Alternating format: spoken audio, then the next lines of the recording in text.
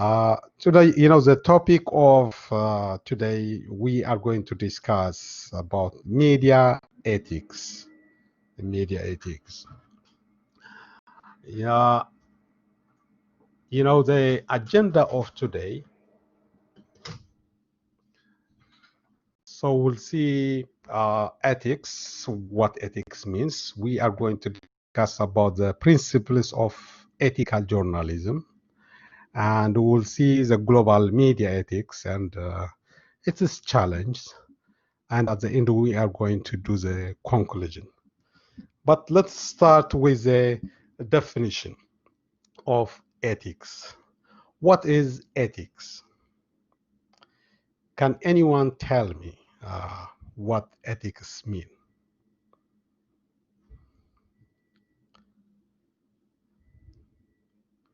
So if somebody asks you what is ethics, how would you define? How would you explain it? So ethics is, it is a moral, rule. So it is a kind of analysis of concepts between right and wrong, good and evil, and responsibilities and recklessness. So this word ethics, originated from the Greek word ethos, and the ethos means way of living. And as a branch of philosophy, it focuses on studying human conduct, or more specifically, the behavior of individuals in society. And it examines why we do what we do. So in brief, it tries to tell us, to see the rational justification for our moral judgments, and it studies what is morally right or wrong, or what is morally just or unjust.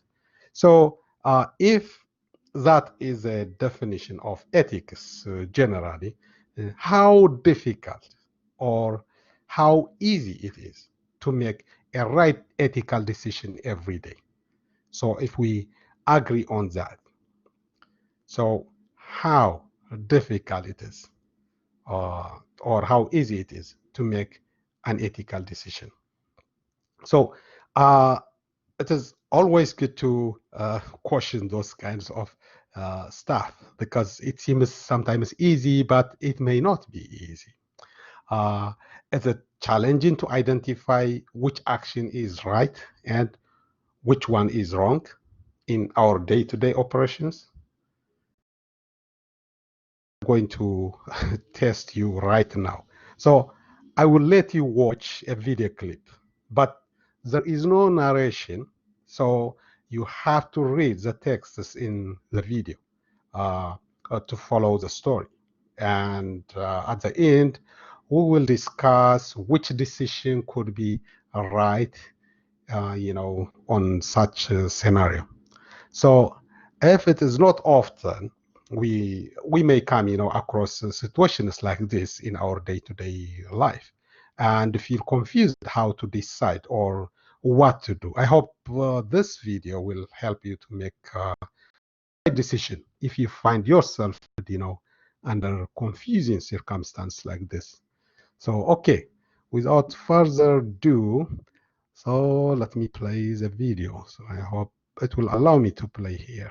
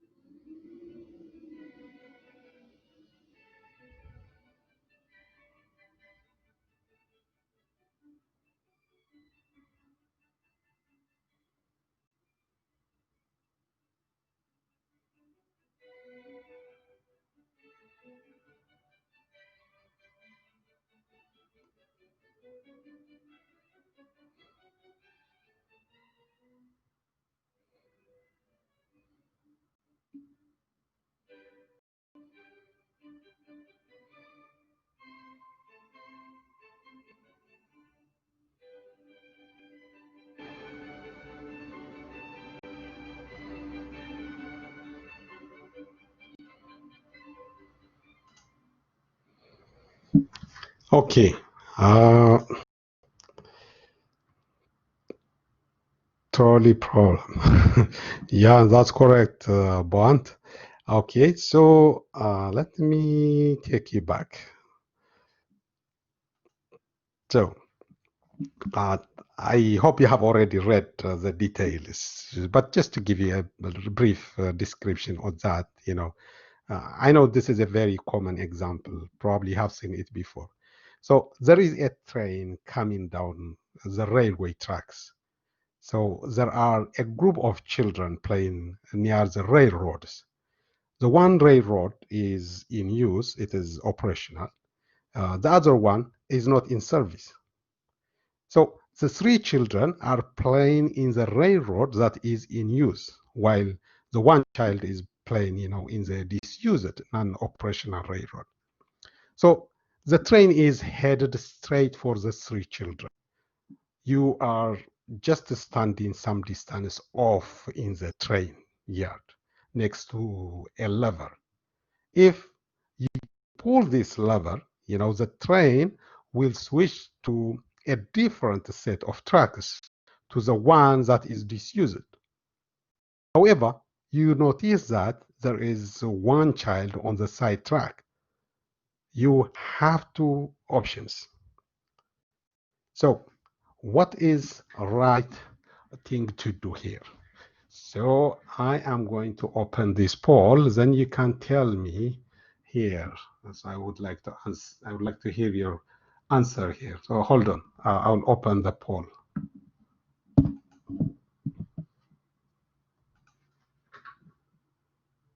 So what is the right thing to do here?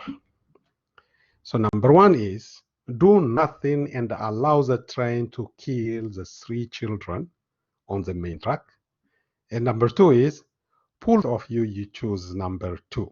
So especially, so if the person has only 2 or 3 minutes to make a decision, it could be very, very tough. It is very, very challenging. It is easy. So as you have already proven, most people would sacrifice one child to save their three children. That is a rational decision. They believe morally and emotionally, as they simply see the number of lives, that need to be saved.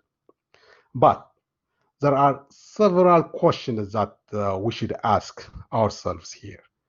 You know, uh, do you think, the person would divert the train toward the one child if he knows that one child is his son or his daughter? I don't think so, right? It will create another dilemma for the switchman, either to divert the train or not. So the best solution is not to make a rushed decision until you get all the factors in your hand. Fortunately, in this circumstance, we don't have that pleasure. We don't have much time to know whether the train is a passenger's train or a cargo train, and what is going to happen if that train is, a passenger train, and when you divert it to the disused track and overturn the train, your intention would be, to save more people, but you could kill even more if there are many people, in that train. So the best thing to do to have a general principle, which is not to make a rash decision, no matter what. So that means doing nothing. That is a alternative answer or the best answer. So as individuals, we face several ethical dilemmas in our day-to-day life, in our profession, the same thing. Whether you are a nurse, a businessman, financial advisor, or a lawyer, there are no certain ethics, you should follow. There are always certain ethics that we should follow. So the journalists also have same core ethical principles that they should follow to run their business when we make a decision. But the best decision is not to do anything, uh, not to do anything, because we don't know exactly uh, why, what is going to happen. Because if we don't have all the factors in our hand, then it's better to slow down. Then you don't feel guilty, because if you divert that lever, definitely it is like pulling the trigger. But if you don't do anything, it is relatively, better. So let's go to this is a general, ethical dilemma we face every day. But let's dive into the core values of journalists' principle and how they should handle those stuff. So what are the core principles of ethical journalism? At least there are 5 core values journalists should respect all the time. In our previous lessons, we discussed how responsible journalists run their day-to-day work. So you know them for sure. But I want you to tell me now, what are they? What are those ethics journalists should follow or journalists should apply all the time? At least there are 5 core values. So come on, tell me now, what are they? What are the core principles of ethical journalism? Morals, yeah, but it is broad, but you are absolutely correct because it can incorporate so many things. Being objective, very good. So that means accuracy. Stay truthful, very good. Yeah. Accuracy, the truthfulness. That's absolutely correct. Yes, Catherine. What else?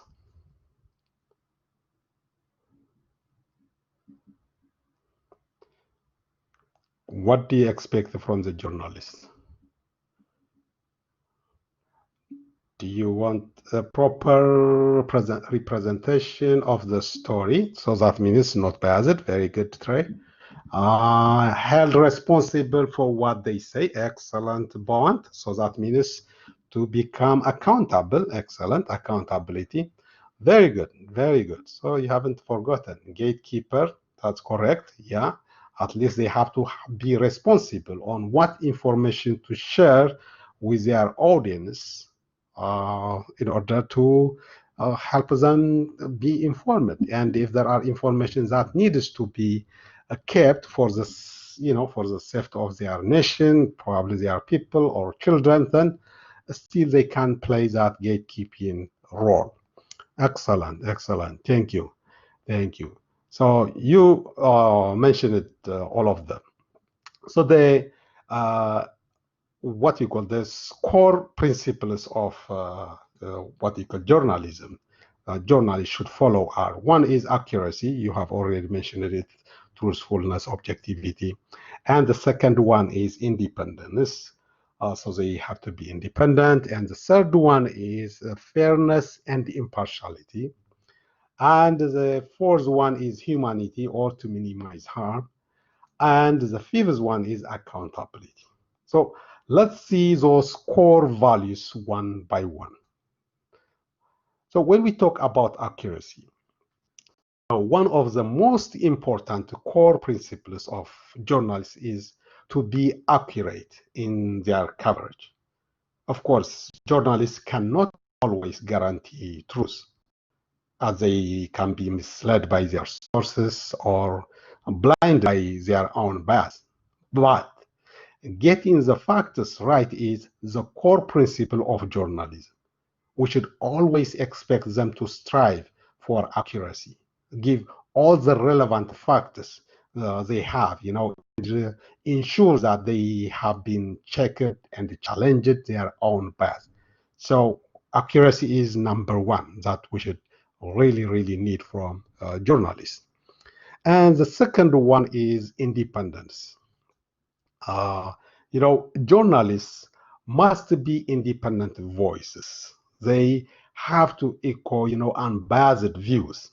They should not act formally or informally on behalf of special interest groups, whether they could be religious or political or corporate or cultural groups.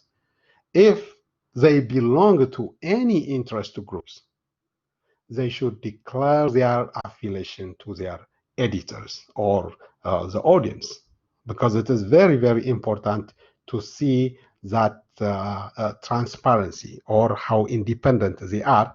They have to show to their readers. For example, if the journalist is a member of Black Lives Matter, he shouldn't cover the demonstration staged by the organization. Or if he would like to do that, he should let the viewers or readers know about his affiliation with the organization. It can give them, or it can give him more credibility if he does that. And his readers also, or viewers, can trust him, or they will know, or they will find a way to filter his information, because he is able, or she is able, to give them, those detailed information, what kind of affiliation he has with that organization. Or to add another example, if the journalist has, financial arrangements or direct or indirect investments on certain companies, she should never cover the issue of those companies to avoid conflict of interest. Or she should declare, to her readers or viewers her connection with those companies. So we need that transparency from the journalists.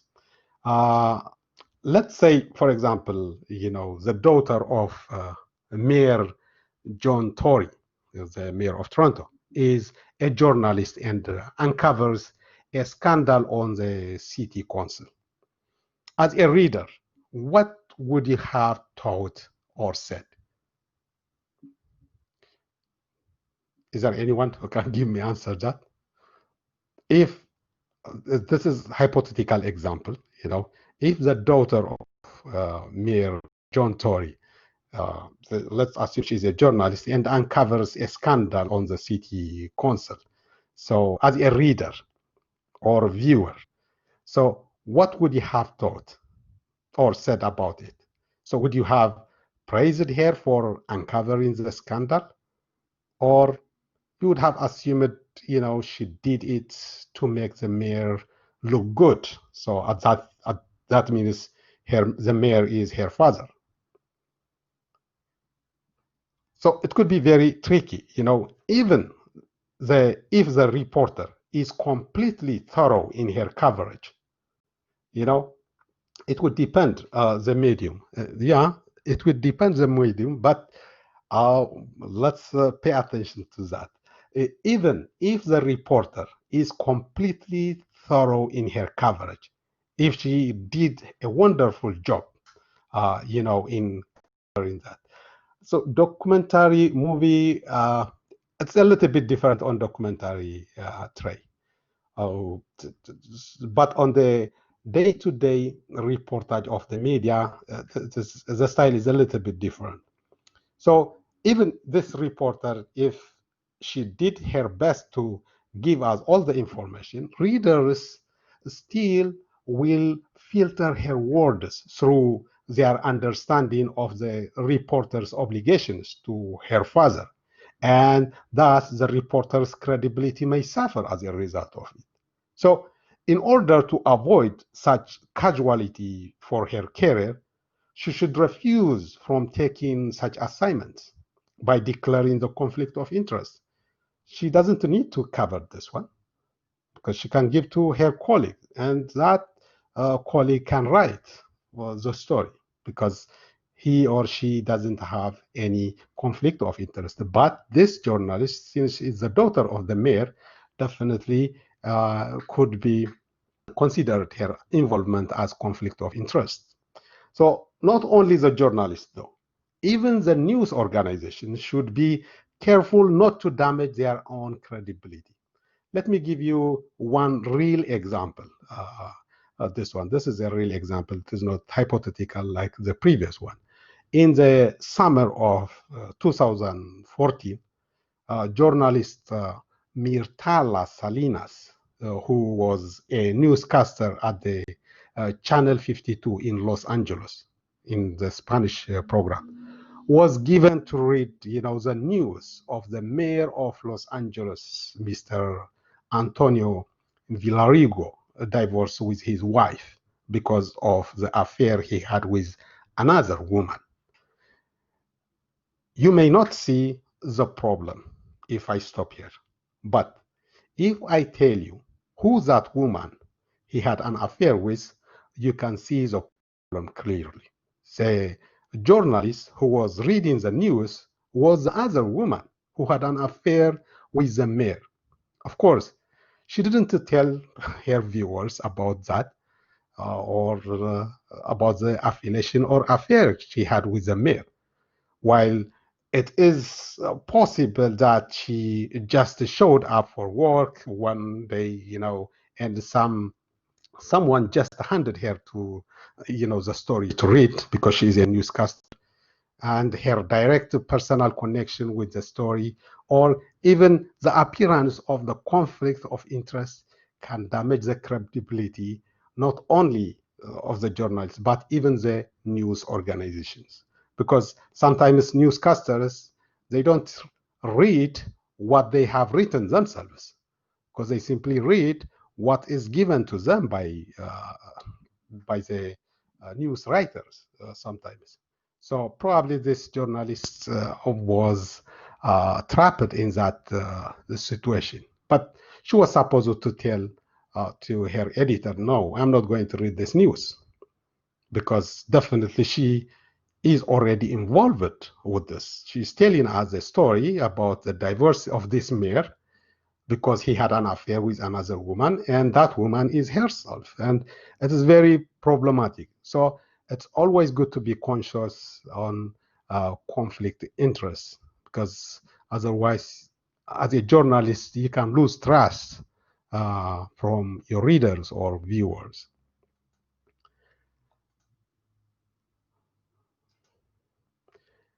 And the other core value is fairness and impartiality. Most of the stories have at least two sides, as we know. Journalists have to give equal opportunities for both parties that they cover. They have to listen to the pointers of views of both parties, even if they don't like, the point of view of any party. They should make sure, they respect the right of this individual or his privacy or his civil rights. It is good for them, and it is good also for their news organization, because they are able to show some kind of fairness in their coverage. What we should also be aware of is, there is no obligation to present every side in every piece on that way. Nevertheless, the story should be balanced and full of context. As we all know, objectivity is not always possible and may not always be desirable, especially, for example, if an evil man, killed many innocent people or abused children or torture animals. It is not desirable to give him equal opportunity to explain himself. But if you manage to report it in an impartial way, you can build trust and confidence to your readers and the viewers. So we should watch closely how fair and impartial the coverage of any report is, no matter how evil that person is. So it is very tricky. Some journalists, they really don't want to do that. But in the long run, it is good to create some kind of balance and fair coverage for the sake of your organization and your career. The other core value is humanity. You know, the ideal task of journalists is to educate, inform, and entertain. Journalists should do no harm at all to anyone. Unfortunately, what they publish or broadcast may be hurtful. So that's why they should always put themselves on the shoes of the people that they cover. They should be aware of the impact of their words and images on the lives of others. As we mentioned it last time, you know, CP24 came under fire for using a mugshot photo, you know, of Mohammed Sow, a young black man who was a victim of gun violence. The editors of the local news of CP24 didn't think twice before they posted his mugshot on how they could minimize harm to the family of Muhammad. They never put themselves on the shoe of Muhammad's family. They didn't show humanity at all. Unfortunately, it was not only CP24. Even CBC, Global News, they use the same image. So they didn't try to put themselves on the shoe of the family. So they didn't really question if they are putting some damage on the family or the victim. Even is going to listen or hear what he said, what's said about him. So journalists or editors are not supposed to be malicious in their coverage or the image they use. So they have to be always conscious. And as readers and viewers, we should watch them, how sensitive they are when they cover their subjects about anything.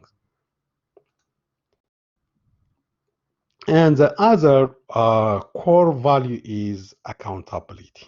You know, journalists should always be accountable to their activities. That's a sure sign of professionalism and responsible journalism if they have an ability to hold themselves accountable. When they make a mistake, they have to admit. When they commit errors, they must correct them immediately with great sincerity.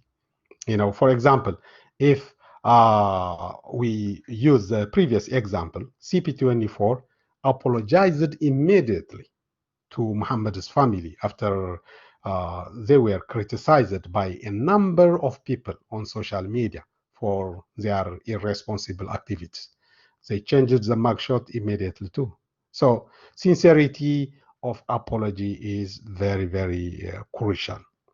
For example, the newspaper defamed someone on the front page, and where that apology should be placed, definitely on front page, not on page 21. So if you defame someone on the prime time or on the front page, then definitely you have to apologize on that same page. Not, you are not supposed to hide down. If they promise to protect, you know, the identity of their sources, they should respect it, even if they are going to go to jail. So they have to be very, very serious when they promise something. So that's what the sources, readers, and the viewers expect, and they shouldn't lose the trust of their viewers and readers. And they should always produce, you know, original work, not the copy words or ideas from someone else without giving credibility.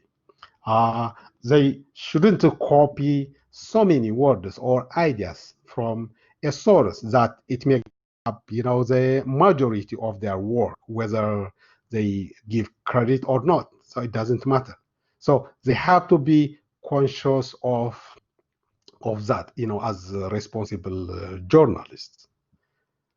So we expect them, to listen to the concerns of the audience all the time and prove their readers how ready they are to admit when they make mistakes. And if, they make mistakes and take responsibility. So such practice shouldn't be limited in the coverage they do locally, but they have to do that on the coverage they do globally too, because that is very, very crucial.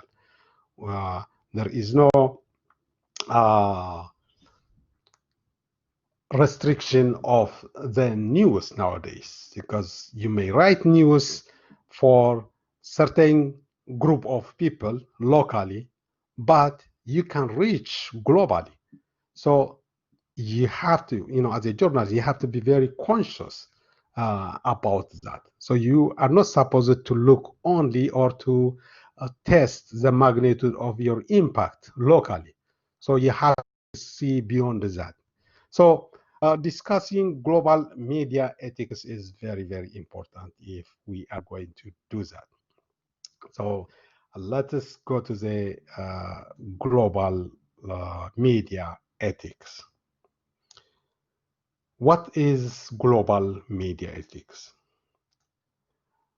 Global media ethics usually aims at developing a comprehensive set of principles and standards for the practice of journalism in all over the world.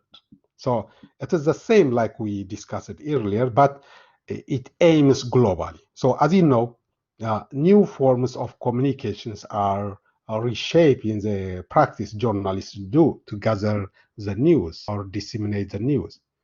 And the communication technology that they use has changed that too.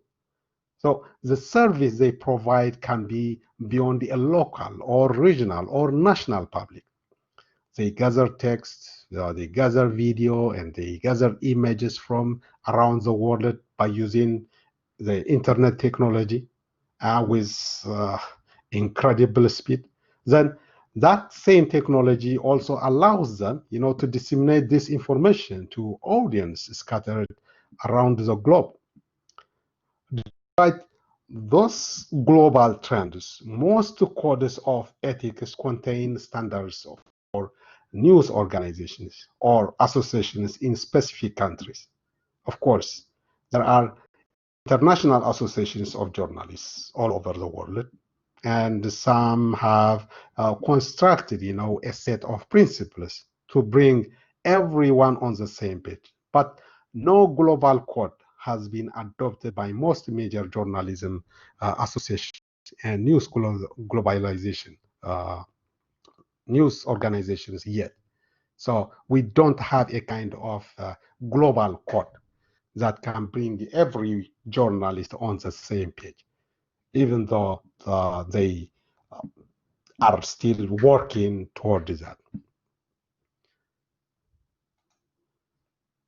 So most news media now inhabit a radical pluralistic approach when they cover the story. They have a global community where the impact of their report can have far-reaching effects.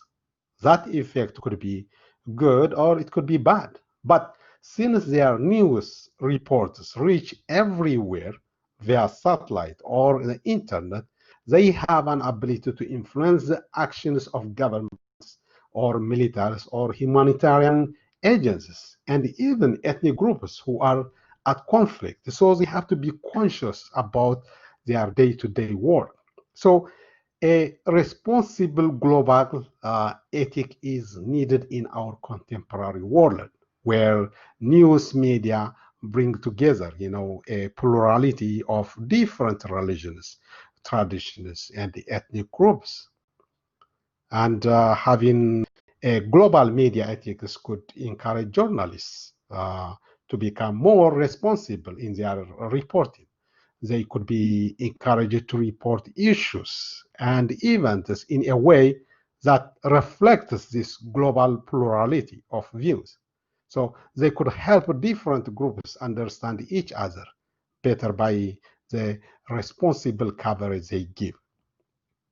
And to do that, reports should be accurate and it should be balanced and it should be diverse as judged from an international perspective, not just locally. Because you are at war with one country, you are not supposed to write your story on that perspective only. So you have to write it in an international perspective so that you can find a very good solution in the way you cover and in the way you communicate with your audience. So a biased and narrow journalism can wreck, the unity of the global world, and will always put us, in the dark because they are not going to give us the actual truth of the place that they cover because it is going to be covered by their own bias. For example, the readers or viewers of North America media may fail to understand the cause of violence in the Middle East or conflict in Latin America or a famine in Africa if they are fed by biased report of their local reporters. Not only that, though, biased reporters may incite ethnic groups in a region to attack each other too. So we have to be very conscious. A narrow-minded, patriotic news media can push populations into war. And we, as observers and readers, we need to watch the tone and the style of writing of those reporters, not to push us toward that direction. So we need a global code of journalism that has a global perspective to help journalists practice their work with the same ethical principles to inform citizens, understand the global problems of poverty, the global problems of environmental degradations, and the global problems of technological inequalities and political instability in our world. So if they do that, then definitely it is going to help this global code of journalism to hold everyone accountable on their day-to-day coverage.